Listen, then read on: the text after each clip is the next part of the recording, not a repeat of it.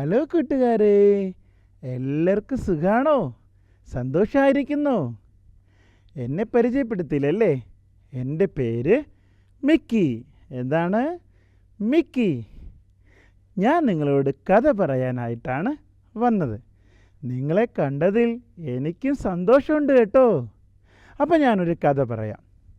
കേൾക്കാൻ ഇഷ്ടമാണോ? ഓക്കെ. ഞാൻ പറയാൻ പോകുന്ന കഥ ഒരു കാളക്കുട്ടൻ്റെ കഥയാണ്. ഒരു കാളക്കുട്ടൻ്റെ കഥ.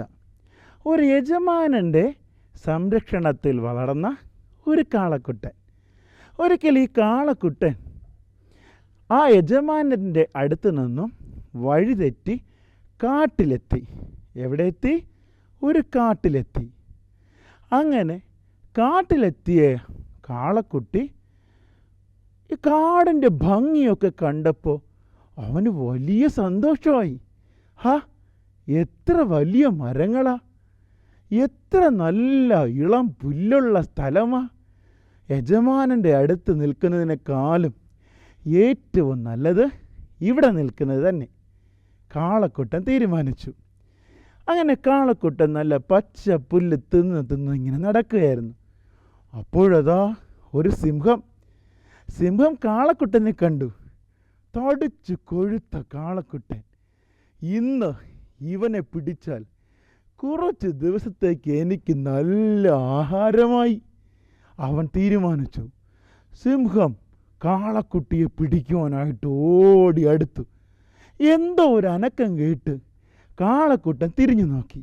അപ്പോഴതോ ഒരു വലിയ സിംഹം. അവൻ എന്നെ പിടിക്കാനാണ് വരുന്നത്. കാളക്കുട്ടന് മനസ്സിലായി. കാളക്കുട്ടൻ ഇവിടെ നിന്ന് ഓടി രക്ഷപ്പെട്ടു.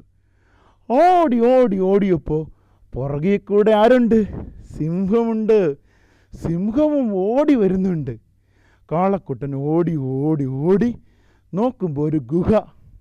അപ്പോൾ കാളക്കുട്ടനൊരു ഐഡിയ, ഈ ഗുഹയ്ക്കകത്ത് കയറി ഒളിച്ചിരിക്കാം. അങ്ങനെ കാളക്കുട്ടൻ ആ ഗുഹയ്ക്കുള്ളിലേക്ക് കയറി. അങ്ങനെ സിംഹം പുറകെ ഓടി വന്ന് നോക്കിയപ്പോൾ കാളക്കുട്ടനെ അവിടെയൊന്നും കാണാനില്ല. കാളയെ അന്വേഷിച്ച് സിംഹം നടന്നു. അപ്പോൾ കാളക്കുട്ടൻ എവിടെയുണ്ട്?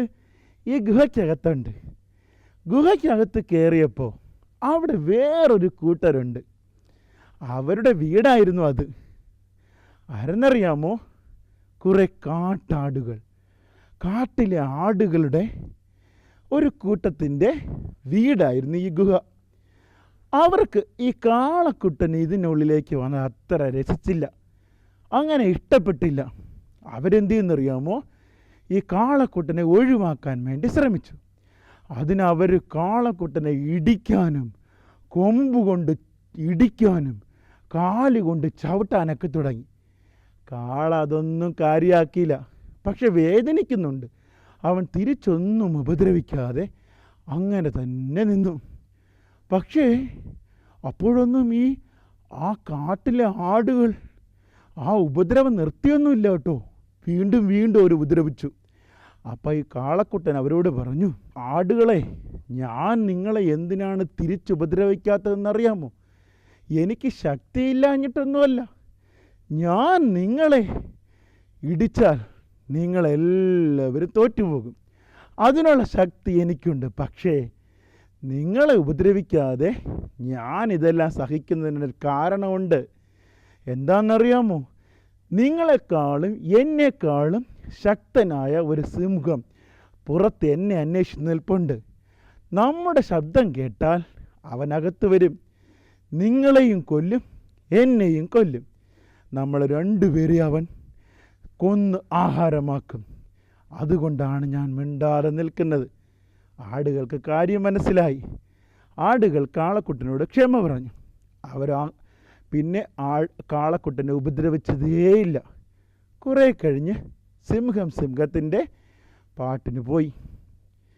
അപ്പോൾ കാളക്കുട്ടൻ അവരോട് മാപ്പ് പറഞ്ഞ് അവരോട് നന്ദിയും പറഞ്ഞ് അവർ തമ്മിൽ വളരെ സ്നേഹത്തോടെ കെട്ടിപ്പിടിച്ച് യാത്ര പറഞ്ഞ്